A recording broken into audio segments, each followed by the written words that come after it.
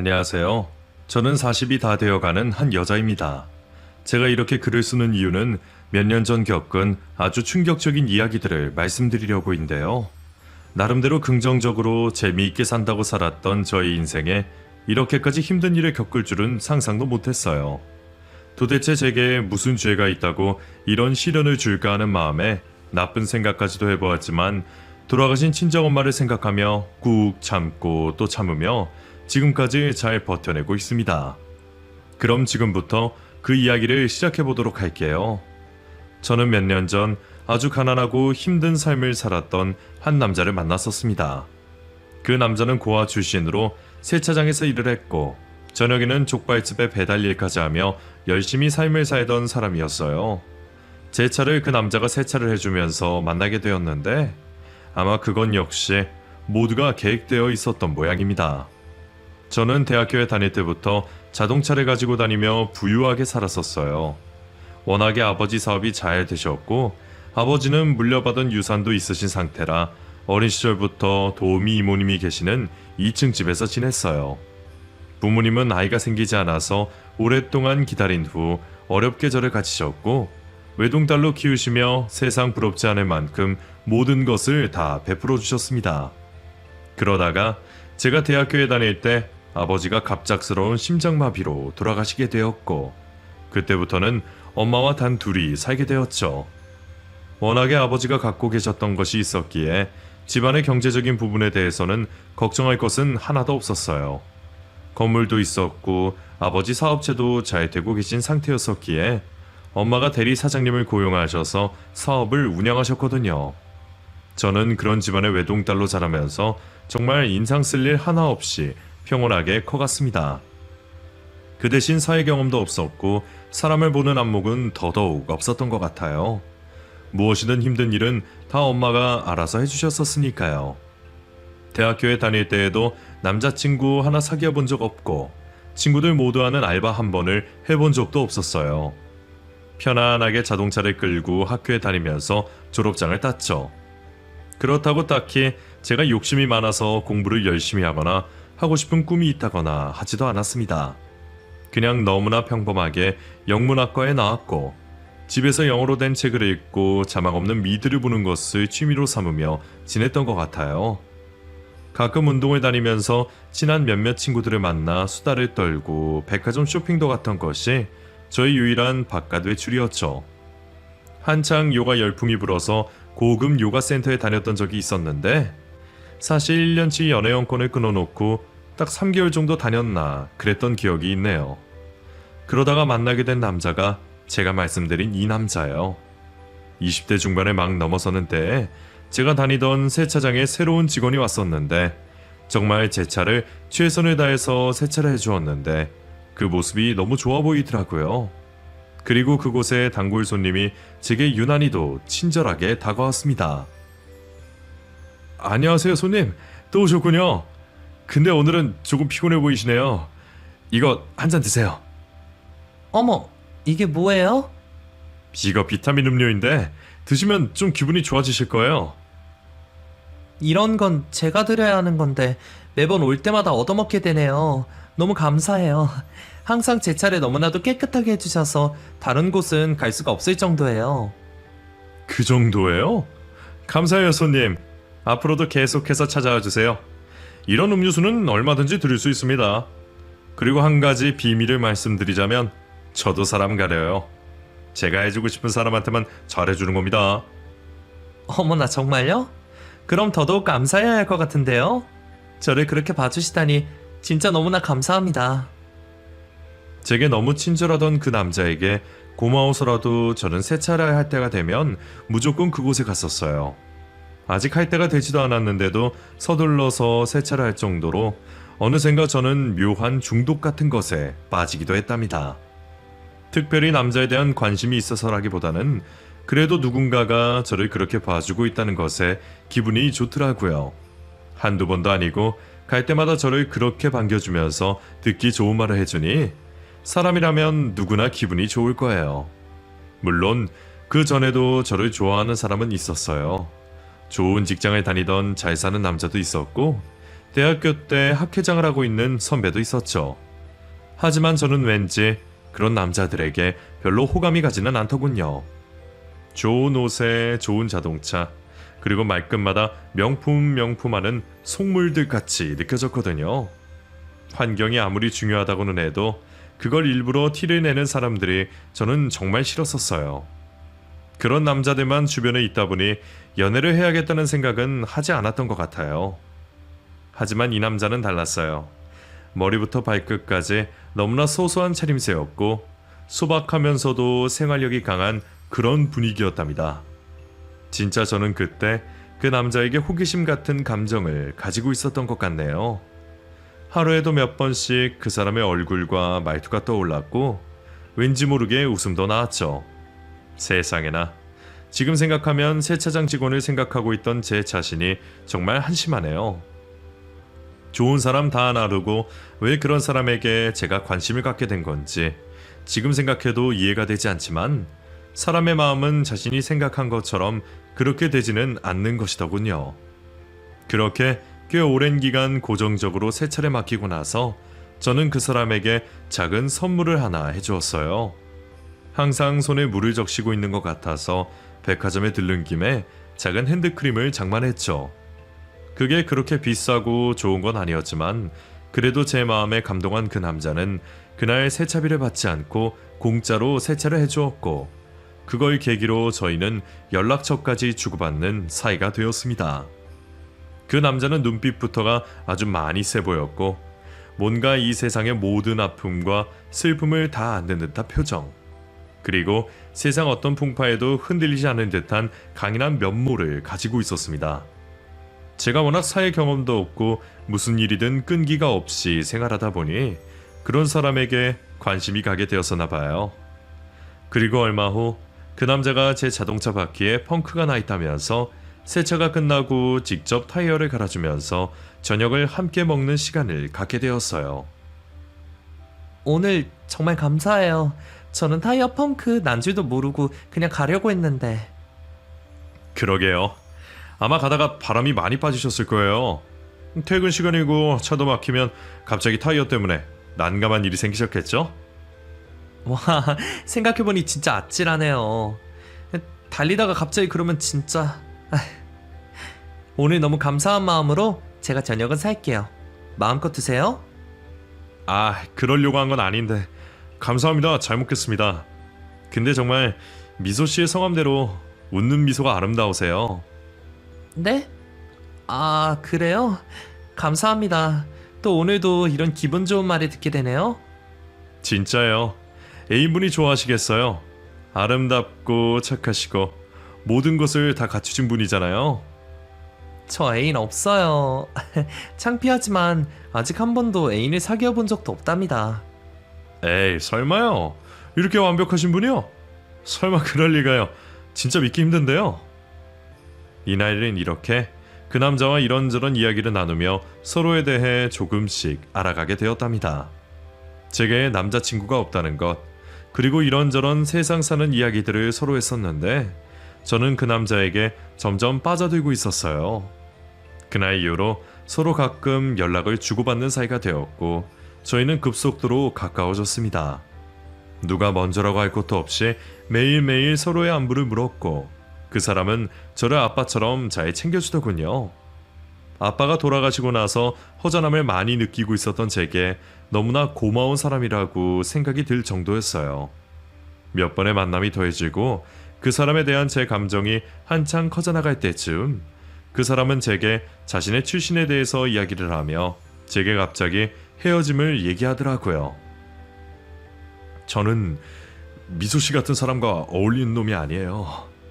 저 같은 고아가 어떻게 미소씨랑 어울릴 수가 있겠어요. 우리 이쯤에서 그만 서로를 잊고 지내요. 네? 그게 갑자기 무슨 말씀이세요? 고아가 뭐가 중요해요? 저도 그리 대단한 사람 아니에요. 그냥 저도 똑같은 사람 중에 한 명이라고요. 고아건 아니건 중요한 건 그게 아니라 사람의 마음이죠. 아니에요. 괜히 저 같은 놈 좋아했다가 미소씨만 힘들어져요. 저는 그럴 자격도 없는 사람입니다. 미소씨와 함께 했던 시간 정말 행복했어요. 부디 좋은 남자 만나길 바래요. 상민 씨는 저 안 좋아요? 네? 저는 벌써 이렇게 상민 씨한테 빠져버렸는데요.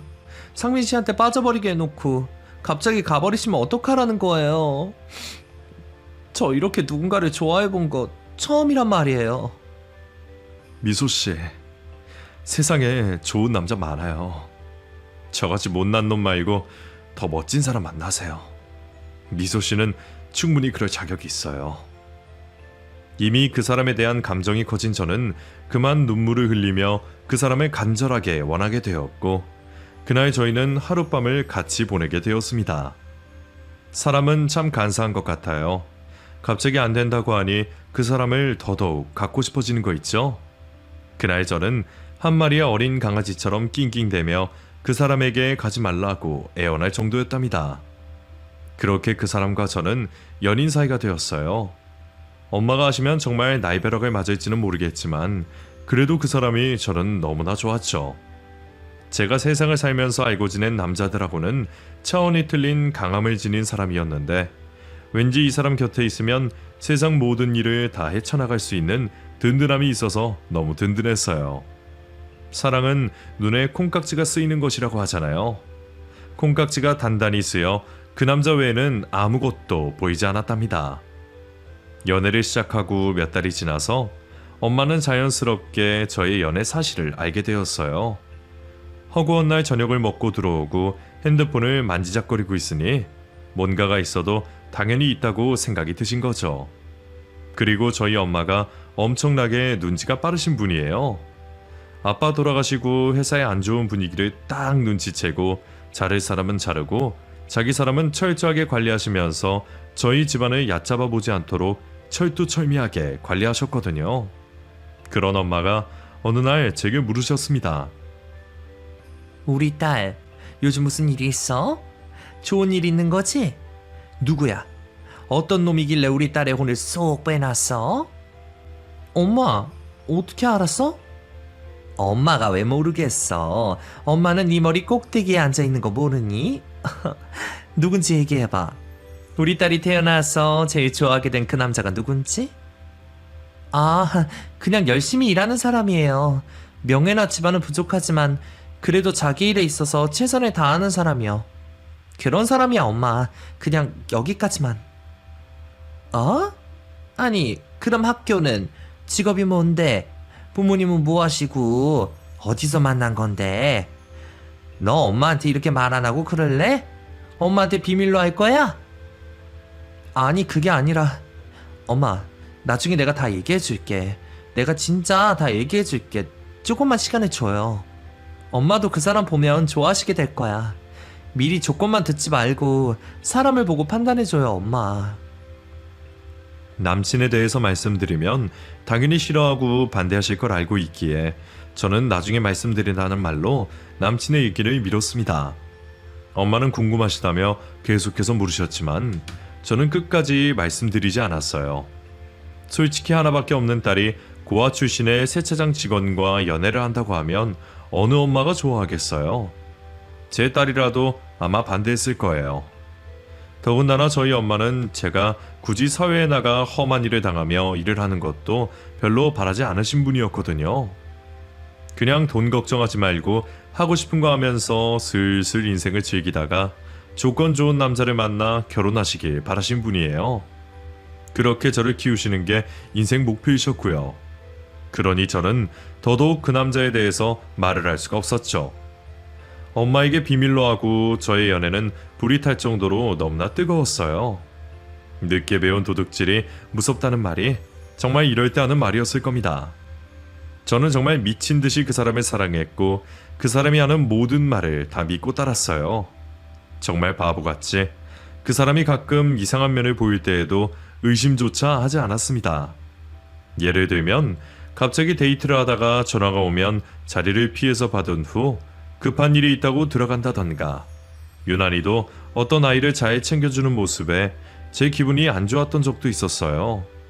하지만 그런 저런 것도 모두 다 저는 용서가 될 만큼 그 남자를 좋아했습니다. 남친에게는 아주 많이 아끼던 동생이 있었어요.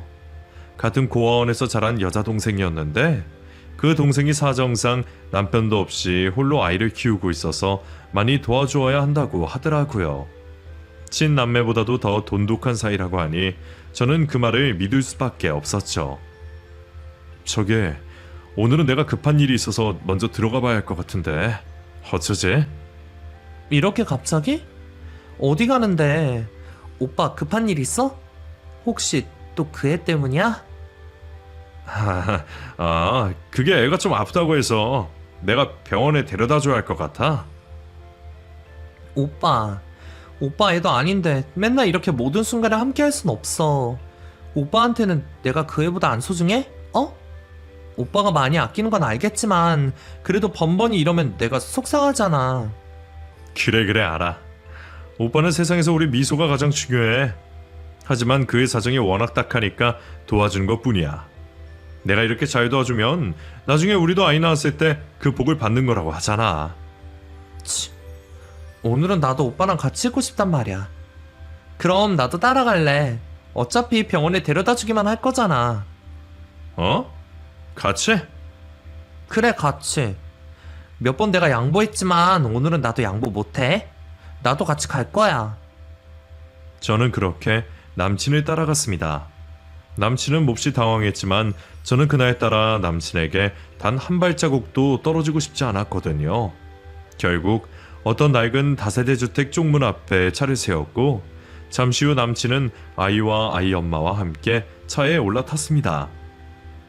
그렇게 아끼던 고아원 동생이라고 하니 왠지 저도 낯이 익은 것 같은 느낌이 들더라고요. 안녕하세요. 아기가 많이 아픈가 봐요. 네, 안녕하세요. 여기까지는 어떻게... 오빠랑 데이트하고 있다가 아이가 아프다기에 제가 양보했죠. 근데 저희 어디서 만난 적 있나요? 정말 낯이 익어서요. 어디서 뵌 것 같은데? 제가 워낙에 그런 말을 많이 들어요. 저희가 어디서 봤겠어요? 마주칠 곳이 없는 것 같은데요? 어디서 꼭 뵌 것 같은데? 이상하다?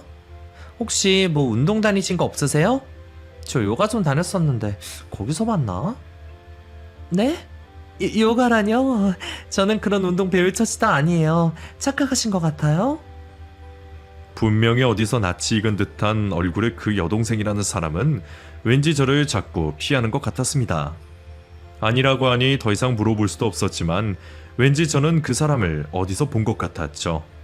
제가 다른 건 몰라도 사람은 잘 기억하는 편이거든요.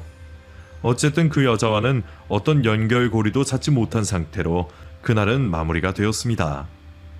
찜찜한 기분이 들기도 했지만 그래도 그 여자가 저의 사랑에 방해가 될 정도는 아니었죠. 남친 역시 친남매처럼 자란 사이니까 신경 쓸 것 없다고 안심을 시켜주기도 했고요. 저의 불타는 사랑이 계속되면서 저는 어느새 이 사람에게 온 정신이 팔릴 지경이 되었어요. 연애를 시작하고 1년 정도밖에 되지 않았던 어느 날 저는 이 남자와 함께하고 싶다는 생각에 결혼을 얘기했고 그런 용기가 어디서 나왔는지 대뜸 엄마에게까지 결혼 얘기를 하게 되었습니다. 엄마는 제가 그 남자에 대해서 얘기를 꺼내자마자 노발대발 난리가 나셨어요. 미소야, 우리 딸 지금 무슨 소리 하는 거니? 뭐 고아? 세차장 직원? 미소야, 정신 차려. 너 왜 그래 정말? 엄마의 말로 왜 그래? 왜 사람을 그렇게 출신이나 돈으로 따져? 직업 안 좋고 고하면 나쁜 사람이야?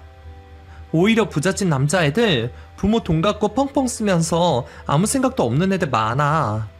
난 내 남친이 부끄럽지 않고 그런 애들보다 오히려 100배는 낫다고 생각해. 미소야, 그건 네가 아직 세상을 몰라서 하는 말이야.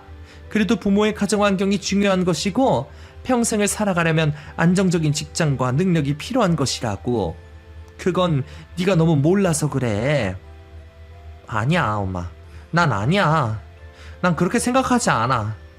엄마도 그 사람을 보면 알 수 있을 거야. 얼마나 대단한 사람인지, 얼마나 강한 사람인지. 착하고 강하고 나를 아빠처럼 챙겨주는 그런 사람이라고. 얘가 정말 완전히 그놈한테 홀려서는 절대 안 된다. 돌아가신 아빠도 싫어하실 거야. 내가 너를 그러려고 이렇게 귀하게 키운 줄 아니? 사람은 같은 부류라는 게 있는 거야. 내 눈에 흙이 들어가기 전까지는 절대 안 돼. 절대로. 엄마의 반응은 예상보다 훨씬 더 심하셨습니다. 남친의 이야기를 꺼내자마자 무조건 안 된다는 말씀을 하셨고, 남친을 직접 만나보려고도 하지 않으셨어요. 한 번만 만나보라고 말씀을 드려도 엄마는 무조건 빠른 시일 안에 헤어지라는 말만 반복하셨죠. 저와 남친은 그런 엄마의 마음에 들기 위해 근사한 꽃다발을 사서 함께 집으로 왔었는데, 그날도 엄마는 남친의 얼굴도 보지 않으시고 방 안에서 앉아만 계셨습니다. 몇 번의 만남에서 계속 그런 식으로 엄마는 행동하셨고, 결국 화가 잔뜩 난 저는 그대로 집을 뛰쳐나왔어요. 그 당시 남친은 친구랑 같이 살고 있는 상태였고, 오갈 곳 없던 저를 위해서 함께 모텔에서 장기 투숙까지 하게 되었습니다. 난생 처음 가본 곳에서 며칠을 지내다 보니 너무 불편하고 힘들고 그렇더라고요. 곱게 키운 딸이 며칠 동안 집을 나가서 연락도 받지 않자 결국에 엄마는 두 손 두 발을 다 드셨습니다. 제대로 인사를 하기 위해 남친을 데려오라고 하셨고, 결국 저희는 그렇게 결혼을 할 수 있었죠. 모든 준비는 엄마가 직접 다 해주셨고, 남친의 형편이 그렇다 보니 대규모의 예식은 하지 않고 소규모의 작은 웨딩홀을 빌려 조용히 식을 치렀습니다. 엄마는 저를 결혼시키면서 얼마나 많이 우셨는지 몰라요. 아빠도 돌아가시고 의지할 곳이라고는 저밖에 없었는데, 그런 제가 못마땅한 조건의 남자에게 홀랑 빠져 엄마의 마음은 알아주지도 않았으니 얼마나 서운하겠어요. 제가 엄마의 입장이라도 정말 많이 속상했을 거예요. 남친의 배려로 저희는 엄마와 함께 살 수가 있었습니다. 워낙에 집도 넓기도 했고, 엄마가 그 당시에 많이 힘들어 하셨기 때문에 제가 함께 살자고 얘기를 했거든요. 1년 정도만 같이 살다가 나중에 집을 따로 얻어서 나가자고 했고, 남친도 그 얘기에 승낙했었죠. 남친에서 남편으로 바뀌니 안정감이라는 것이 훨씬 크더군요. 이 사람은 영원히 무슨 일이 있어도 내 편이라는 생각에 하루하루가 매우 행복했었습니다. 그런데 엄마와 남편은 이상하게 몇 번 부딪히는 일이 있었어요.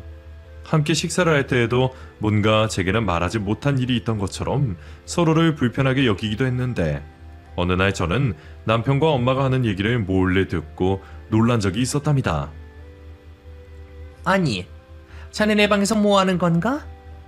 아니요. 그게 이거 뭐 잊은 게 있어서요. 내 방에서 자네가 잊을 게 뭐가 있어? 내 방에 앞으로 들어오지 말게. 아무리 사위 장모지간이지만 서로가 지켜야 할 선이라는 게 있는 건데. 네, 장모님 죄송합니다. 그렇다고 너무 빡빡하게 굴지는 마세요. 어차피 결혼까지 했는데 이제 와서 저를 싫어한다고 바뀌지는 않을 테니까요. 뭐가 어쩌고 저쩌지? 자네 지금 그게 무슨 말인가? 저를 어찌나 무시하고 비참한 꼴로 만드셨는지 벌써 잊으셨어요? 벌써 잊으시면 안 되죠. 앞으로 기대할 게 많으신데. 이 사람이 정말 보자 하니까 자네 진짜 무슨 말을 그렇게 하나? 아닙니다. 제가 죄인이죠. 더럽게 못난 주제에 어찌 이런 집안으로 장가를. 제가 죄인이고 로또에 당첨된 거죠 뭐. 죄송합니다. 다 죄송해요. 남편은 평소 제가 알던 모습과는 다르게 저희 엄마한테 강한 어조로 말을 하고 있더라고요. 저는 그런 모습을 처음 봐서 놀랍기도 했지만 남편의 말에 뭔가 가시가 있는 것 같은 느낌을 받았어요. 남편은 저희 엄마한테 그랬던 것과는 반대로 제게는 한없이 천사처럼 행동했어요. 자신이 저희 엄마한테 너무 무시를 당했었기에 기분이 조금 좋지 않아 자기도 모르게 그런 말을 했다면서 먼저 제게 사과를 했고, 제가 있는 앞에서도 저희 엄마에게 무릎을 꿇고 진지하게 사죄를 드리더라고요. 그리고 사실 엄마 방에 몰래 백화점 상품권을 가져다 놓으려 했는데 자식을 도둑놈처럼 쳐다보는 저희 엄마의 눈빛과 말투에 비참함을 느꼈다는데, 그 말을 들으니 그때 왜 그렇게 남편이 얘기를 했는지 이해가 가기도 했습니다. 엄마와 남편 사이의 균형을 맞추는 것이 저의 일이라고 생각했기에 저는 엄마에게도 남편에게도 항상 좋은 말을 하면서 서로에게 잘 보이려고 노력했던 것 같아요. 제대로 사람을 볼 줄도 모르고 말이죠. 엄마는 제게 아무래도 이서방이 뭔가 석연치 않는 부분이 있다고 하시면서 제게 조심스럽게 말을 꺼내기도 했어요. 저기 미소야, 이서방 말이다. 아무래도 뭔가 수상해. 우리 회사에 대해서 꼬치꼬치 캐묻고 말이다. 에휴, 나는 분명히 말한 적이 없는데 내 명의로 된 그 건물 얘기도 꺼내지 뭐냐? 그건 돌아가신 아빠가 마련한 건데 말이야. 그 눈빛도 마음에 안 들고 뭔가 엄마는 계속 그래. 마음이 찜찜하고 아빠도 꿈에 보이고. 아유, 엄마 왜 그래? 아직도 이서방이 마음에 안 들어? 그러지 마, 엄마. 아빠가 이제 그만 이서방 좀 예뻐해 주라고 꿈에 나오신 걸 거야. 엄마가 그런 눈으로 자꾸 의심하고 쳐다보고 하니까 더 그런 거야. 제발 엄마, 하나밖에 없는 딸이 그렇게 사랑하는 사람이라는데 예쁘게 좀 봐줘라, 어? 이때 엄마의 말을 귀담아 들었어야 했는데 바보 같은 저는 그저 남편 편만 드느라 정신이 없었죠. 유독 결혼하고 나서 세차장 일부터 시작해서 남편은 여러 업무들이 많아서 바빠졌고 집에도 늦게 들어오는 일들도 많아졌습니다. 자신이 아는 형님이 오픈한 가게를 도와줘야 해서 늦게 온다며 제게 미안해하며 말을 했기에 저는 또 그 말만 철석같이 믿고 있었어요. 그러던 어느 날 정말 제게 세상에서 가장 끔찍한 일이 벌어지고 말았습니다. 여느 때처럼 평온한 오후의 어느 날 병원에서 전화가 왔고 엄마가 응급실로 실려왔다는 말을 들었던 것이죠. 너무 놀라 제대로 운전대도 잡지 못한 상태로 울면서 남편에게 전화를 걸었고 그 즉시 남편이 달려와 함께 병원으로 갔는데 엄마는 너무나 끔찍한 교통사고를 당하셔서 그만 그 자리에서 세상을 떠나고 말았다는 말을 들었습니다. 한적한 교회의 길을 가시다가 큰 화물차에 치였다고 하시는데 평소에도 안전운전을 최우선으로 생각하신 만큼 운전에 대해 예민하신 엄마가 그런 일을 당하셨다고 하니 저는 도무지 믿기지가 않았어요. 아빠도 돌아가시고 엄마까지 잃게 된 그 순간 저는 그만 정신을 잃었고 한참 후에야 깨어날 수 있었습니다. 순식간에 마련된 장례식을 무슨 정신으로 차렸는지도 모르겠고 정말 그때 제 남편이 곁에 없었더라면 저는 나쁜 생각까지 했었을지도 모르겠어요. 너무나 침착하고 강인하게 장례식부터 발인까지 책임지고 맡아준 남편이 얼마나 고마웠던지. 엉겁결에 엄마를 잃게 되고 하루하루를 무의미하게 살아가고 있었습니다. 살아갈 낙도 없고 밥도 먹기 싫고 그냥 아무것도 하기가 싫더라고요. 한 달쯤을 그렇게 보내고 있으니 남편은 제가 걱정이 되었는지 자신의 동생을 이 집에 데려와 함께 살면 어떻겠냐고 말을 꺼내더군요. 여보, 서로 어차피 외로운 사람들인데 다 같이 살면 어떨까? 그 동생네 아이가 있으니 그 아이 보면 당신도 기분이 좋아질 거야. 형편도 워낙 어려워서 집을 빼줘야 하는 상황인데 오갈 곳도 없는 처지고. 어? 난 지금 아무것도 신경 쓰고 싶지 않은데. 여보, 당신 힘든 거 알아서 내가 이러는 거야. 어려운 사람도 돕고 또 우리 집에 아이도 오면 당신도 조금 삶의 기쁨이 생길 거라고. 지금 당신 이렇게 계속 있다가는 쓰러지겠어. 아무도 없이 하루 종일 혼자 있는 것보단 나을 거야. 분명히. 그렇게 해. 나도 일하면서 당신 걱정돼서 미쳐버리겠거든. 서로를 돌봐주면서 따뜻하게 잘 살 수 있을 거야. 그때 저는 아무 말도 하고 싶지 않았고 그 어떤 것도 신경 쓰고 싶지 않았던 상태였습니다. 거의 우울증 치료가 필요할 만큼 상태가 좋지 않았죠. 하지만 남편의 고아원 여동생이 아이와 함께 저희 집으로 들어온 후부터는 뭔가 집안이 활기차지는 것 같았어요. 물론 생판 모르는 남과 한 집에서 사는 것이 편하진 않았지만 아이가 생긋생긋 웃으며 제잘되는 소리를 듣고 있자니 자연스럽게 얼굴에서 미소가 나오더라고요. 아이를 챙겨주면서 밥도 함께 먹게 되었고 잠시나마 아이의 얼굴을 보며 비참하다고 생각한 저의 현실도 잊을 수가 있게 되었습니다. 그렇게 한 달 정도를 함께 생활하다 보니 뭔지 모를 정이라는 것도 생기게 되고 그 여동생과 저는 서로 너무나 친해졌죠. 제 상황이 그래서 그런지 할 말 못할 말도 다 하게 되었고 가끔씩 아이와 엄마를 데리고 백화점에 나가 예쁜 옷도 사주고 할 만큼 저는 마음의 문을 열게 되었죠. 그렇게 엄마가 돌아가신 후 3개월이 지날 때쯤 자꾸만 엄마가 꿈에서 나타나신 거예요. 그리고 하루는 꿈속에서 엄마가 엄청나게 화가 많이 난 얼굴로 제게 말씀하셨죠. 이서방이랑 당장 갈라서야 한다. 당장. 내 딸아. 제발. 너무나 선명한 꿈 때문에 놀라서 잠에서 벌떡 깨어버렸는데 제 옆에 남편이 없었습니다. 마치 현실인 것처럼 너무 선명했었기에 놀라서 물을 한 잔 마시러 밖으로 나와서 남편을 찾았어요. 마침 밖에는 천둥 번개와 함께 많은 비가 쏟아져 내리고 있었고 여동생의 방 쪽에서 희미한 불빛이 나오는 것 같았습니다. 저는 저도 모르게 살금살금 그쪽 방문을 향해 걸어갔고 그곳에서 남편과 그 여동생이 나누는 대화 소리를 듣게 되었죠. 아, 진짜 그러니까 언제까지 이걸로 있어야 되는 거냐고. 나 당신 전현이랑 같이 있는 걸 도저히 못 보겠어. 역겹고 토 나와. 야, 너 정신 똑바로 차려. 지금 그게 문제야? 얼른 서류랑 정리가 돼야 될 거 아니야. 괜히 어떤 소리 하다가는 다 끝장난다고 알아? 잠자코 있어. 그러니까 내가 이렇게 밤마다 오잖아. 들키면 모두 다 산산조각이라고. 짜증나는 걸 어떡해. 코앞에 마누라랑 애 놔두고 딴 년이랑 놀아나는 남편을 보면 어떻게 짜증이 안 나냐? 그나저나 당신 마무리는 깔끔하게 된 거지? 경찰에서 의심 안 하겠지? 그 아줌마 죽은 거 말이야. 그거 혹시 증거라도 남긴 건 아니지? 걱정 마. 내가 무슨 바보 멍충이냐?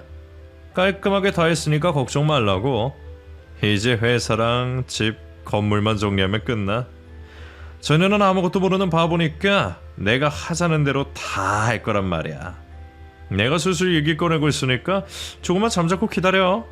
다 해결되는 대로 우리 해외 나가서 편하게 가정 부수면서 살자고. 남편과 여동생의 충격적인 말을 듣고 너무 놀라 저는 얼른 제 방으로 들어갔습니다. 너무 당황스럽고 눈물이 다 나와서 어떻게 해야 될지도 모르겠더라고요. 입을 틀어막고 눈물을 참으며 이불을 뒤집어 쓰고 자는 척을 하고 있었고 잠시 후 남편이 아무렇지 않게 제 방으로 와서 옆자리에 눕더니 그새 코를 골고 잠이 들더군요. 저는 그때 사시나무 떨듯이 벌벌 떨리는 몸을 겨우 진정시키며 어떻게 해야 할지에 대해서 생각을 하고 또 했어요. 밤새도록 그 생각뿐이었습니다. 여기에 이렇게 있다가는 무슨 일을 당할지도 모르겠다는 생각이 들었고 누군가에게 얼른 도움을 요청해야겠다고 느꼈죠.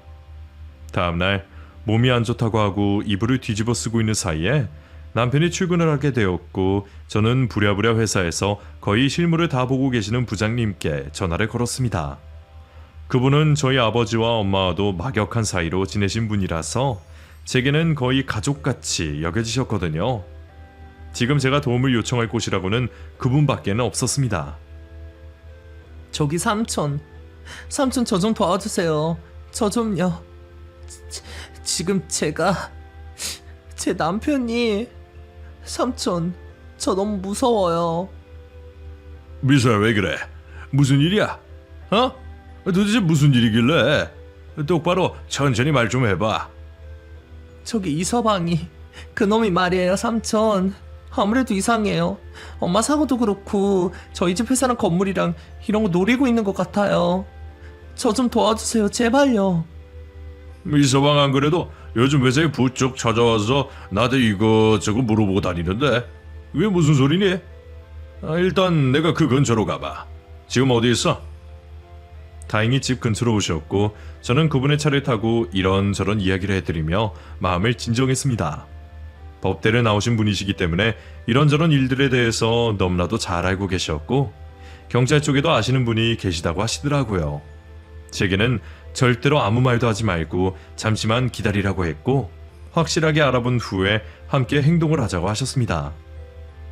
며칠 후 정말 여러 가지 정황 증거들이 나왔고 저희 집에서 살고 있는 남편의 고아원 여동생의 통장에서 이상한 목돈이 오간 내역이 찍혀 있었죠. 그리고 여동생의 아이와 남편의 유전자 검사도 몰래 진행했었는데 그건 역시 친자 관계라고 나왔습니다. 저는 더 이상 참을 수가 없이 폭발해버렸고 회사의 부장님을 집으로 불렀어요. 그리고 퇴근한 남편의 얼굴에 뺨을 2대 날려주었죠. 이런 쓰레기 같은 놈. 넌 이제 끝났어. 여보 왜 이래? 갑자기 왜 이러는 거야? 정신 나갔어? 나 당신 남편이라고. 정신이 나간 게 아니라 이제서야 돌아왔다 이 쓰레기야. 네가 감히 우리 엄마를 그렇게 해? 마누라의 애까지 딸린 놈이 나를 속이고 결혼해서 이 집에까지 들여? 너 사람 맞니? 사람 맞아? 이 쓰레기 같은 놈아, 당장 나가. 이 집에서 당장 나가라고. 넌 이혼이야, 이혼. 아이 진짜 인연이 미쳤나. 에이 누나, 남자 한 번 못 사귀고 빌빌대려냥 구제해서 남자 맛 좀 보게 해줬더니 이제 와서 뭐가 어쩌고 저쩌지? 참, 멍청한 년이 이제 와서 뭘 좀 알았나 보지? 야, 내가 그렇게 호락호락해 보이냐? 이혼 같은 소리하고 자빠졌네. 난 절대 이혼 못해. 난 평생 이 집에서 살 거라고. 뭐야? 아니, 네가 어떻게 나한테... 쓸데없는 소리 집어치우고 본론만 말할게. 난 너랑 이혼할 생각이 없어요. 이 좋은 집과 재산이 있는데 내가 미쳤냐? 애초에 너 같은 년한테 마음이 있던 게 아니고 이 배경들이 좋았던 거라고. 덕분에 내 아이도 다 누릴 수 있게 됐고 가시 같은 장모 없어지니 얼마나 편해. 온 세상에 내 건데. 어머, 당신 정말 인간도 아니구나. 사람의 탈을 쓰고 어떻게 이럴 수가... 너무나 당당하게 나오는 남편의 태도에 저는 정말 할 말을 잃을 정도였습니다. 그러더니 옆에서 보고 있던 남편의 여동생이라는 년의 남편이 말을 거들어 제게 말을 거들거든요. 내가 요가원에서 잘 골랐지 뭐. 거기서도 아주 멍청하게 있더라고. 사람 구분할지도 모르면서 돈만 있으면 지가 엄청 똑똑하고 잘 나가는 줄 알고. 야, 이제 나 기억나냐? 우리 요가원에서 봤잖아. 그 비싼데 내가 돈 내느라 얼마나 힘들었는 줄 알아? 근데 뭐 이제 본전 뽑았으니 괜찮아? 그래, 너 그때 거기서 봤었는데. 그럼 처음부터 아예 계획적으로 나를... 그걸 이제야 알다니 진짜 멍청하군. 역시 돈 많은 애들은 어디 하나가 부족하다니까? 세상은 참 공평해. 저는 그 자리에서 털썩 주저하고 말았습니다. 처음부터 저를 작정하고 만나서 이렇게까지 만든 그놈들의 얼굴을 보니 정말 미쳐버릴 것 같더라고요. 그 둘은 고아원에서 나와서 함께 동거하며 아이를 낳았고 늘 경제적인 부분 때문에 힘들어하다가 미끼를 물색했던 모양이었습니다. 그래서 일부러 형편에 맞지도 않는 고급 요가원에 다니며 사람들을 살펴보다가 운이 나쁘게도 제가 걸려들었던 것이죠. 바보같이 그것도 모르고 있었다니 저는 세상 한심한 여자였네요. 이제 와서 퍼즐을 맞춰보니 요가원에서 남편의 여동생을 만난 적이 있었고 그 후로 제가 자주 다니던 세차장에 남편이 직원으로 새로 왔으니 저에 대해서 이미 다 파악하고 있었던 것이죠. 제가 반 정신이 나가 있는 사이 부장님은 집으로 경찰을 부르셨고 경찰은 그들을 데리고 가서 저희 엄마의 사고에 대한 용의자로 데려간다고 하시더군요. 이거 뭐야? 경찰? 니들이 갑자기 왜 난리야? 나 깨끗한 사람이라고. 나를 왜 끌고 가? 이거 안 나? 안 놓냐고? 도대체 뭐가 어떻게 돌아가고 있는지 정신이 하나도 없었고 아직도 엄마가 돌아가신 충격에서도 벗어나지 못한 저는 또 한 번 그 자리에서 쓰러져 정신을 잃고 말았어요. 아마 그때 그 자리에 부장님이 계시지 않았다면 저는 어떻게 되었을지도 모르겠습니다. 나쁜 말로 하자면 이 나쁜 년놈들한테 무슨 짓을 당했을지도 모르는 일이에요. 정말 사람이 얼마나 무섭던지 제가 알던 사람이 아닌 것 같았습니다. 잠시 후 저는 병원에서 눈이 떠졌고 수액을 맞고 있더군요. 눈을 뜨자마자 엄마가 떠올라 주체할 수 없는 눈물이 줄줄 흘렀어요. 엄마 미안해. 우리 엄마 어떡해. 엄마. 그만 울어 미소야. 그러다가 또 쓰러져. 엄마 다 알고 계실 거야. 그만 진정해. 저 이대로는 못 살아요. 우리 엄마한테 제가 어떤 딸인데요. 저는 정말 죽어도 싸요. 저 같은 애는 살 자격도 없어요. 우리 엄마를 제가 그런 거예요. 제가 그런 거라고요. 아니야, 그러지 마. 자책하지 마. 나쁜 놈이 마음 먹고 그러는데 그걸 어떻게 막을 수가 있겠어. 네 잘못이 아니야. 그러니까 그러지 마. 어? 저는 잠시 후 수액을 다 맞은 후 부장님과 함께 병원에서 나와 경찰서로 향했고 그들은 엄마의 사고와 관련된 증거로 인해 완전히 빼도 박도 못하는 상황에 처해졌더군요. 이미 트럭을 운전했던 운전기사가 와서 증언을 한 상태였고 그들은 영락없는 용의자로 갇히게 되었습니다. 애초에 남편과 엄마를 죽게 한 화물차 운전기사와 같은 고아원에서 자란 전적이 있었고 통장으로 목돈을 주고받은 증거까지도 나왔기 때문에 발뺌을 할 수가 없었죠. 그리고 엄마가 갖고 있던 건물을 자기 명의로 돌리려고 준비 중인 것도 발견이 되었고 돌아가신 엄마의 인감을 미리 떼어놓는 치밀함도 보였습니다. 그런 조사가 거의 마무리되어 갈 즈음 저는 우연히 엄마의 유품을 다시 한번 살피게 되었고 엄마의 일기장 맨 뒤편에서 그동안 찾지 못한 것도 발견하게 되었어요. 그곳에는 저의 어린 시절 사진이 한 장 같이 있었는데 그 사진 한 장과 함께 이렇게 쓰여 있었습니다. 아무래도 이 서방이 이상하다. 이쯤에서 정리를 해주는 것이 내 딸을 위해 내가 할 수 있는 최선의 길인 것 같다. 내 차 타이어를 일부러 펑크내고 내 방에서 몰래 훔치려던 등기 권리증과 내 인감도장. 도대체 그놈은 어떤 사람인 걸까? 내 목숨보다 더 소중한 내 딸을 지키기 위해서 나는 내일 그놈을 내쫓으련다. 엄마는 이미 남편에 대해 다 알고 계셨던 것 같아요. 그 일기장을 붙잡고 저는 한없이 목 놓아 울었습니다. 엄마 미안해. 엄마. 모든 사건이 조사가 완료되고 그 나쁜 놈들은 징역형을 살게 되었죠. 저희 엄마가 하나밖에 없는 딸을 살리려고 제 꿈속에 나와 말씀해주지 않았더라면 어떻게 되었을까요? 저는 아마 아무것도 모른 채 바보같이 그 집안에서 함께 살며 모든 것을 다 빼앗긴 채 쫓겨나게 되었겠죠. 저는 그 사건 이후로 강해지기로 결심했습니다. 한때는 나쁜 생각을 한 적도 있었지만 이 모습은 부모님이 바라는 모습이 아닐 것이라는 생각이 들었어요. 제가 열심히 강하게 사는 모습이 진정으로 엄마 아버지가 원하는 모습이 되니까요. 아버지와 엄마가 이렇게 놓은 회사를 지키고 싶었고 제 집도 재산도 모두 지키려면 제 자신이 강해져야만 한다는 것을 깨닫고 그때부터 부장님의 뜻에 따라 회사에 출근을 해 말단 직원부터 시작했습니다. 영문과를 나온 덕분에 회사의 중요한 미팅이나 바이어가 있을 때면 간단한 통역과 번역하지 하면서 일을 배웠죠. 사람들은 제가 누군지 알고 있었기에 처음에는 눈엣 가시로 생각하고 있었다가 제가 진정으로 열심히 일을 배우고 사람들을 대하는 모습을 보고 마음을 돌린 것 같더라고요. 제게 진심으로 대해주는 마음을 느끼게 되었습니다. 그로부터 한 1년이 지나 아주 뻔뻔하게도 그놈에게서 옥중에 쓴 편지가 하나 왔더군요. 자기가 그동안 지은 죄를 반성하며 살고 있고 저와 다시 시작하고 싶다는 어이없는 말을 하더라고요. 정말 인간의 추악함의 끝은 어디인지 모르겠습니다. 세상 그렇게 악한 사람이 저와 함께 했었다는 사실에 저는 치가 떨렸어요. 그 후로 저는 오랫동안 살던 집을 처분하고 새로운 곳으로 이사를 했습니다. 회사와 가까운 아파트로 옮겼고 머지않아 같은 회사에 근무하는 남자친구도 사귀게 되었죠. 지금도 가끔 그놈과 함께했던 세월이 생각이 날 때가 있어요. 그럴 때면 분노와 슬픔이 찾아오는데 그 마음을 억누르기 위해 엄마와 아버지가 계시는 납골당으로 향한답니다. 그래도 부모님의 얼굴을 그렇게라도 뵙고 오면 마음이 조금은 진정이 되거든요. 제 사연 정말 기가 막히고 황당하죠?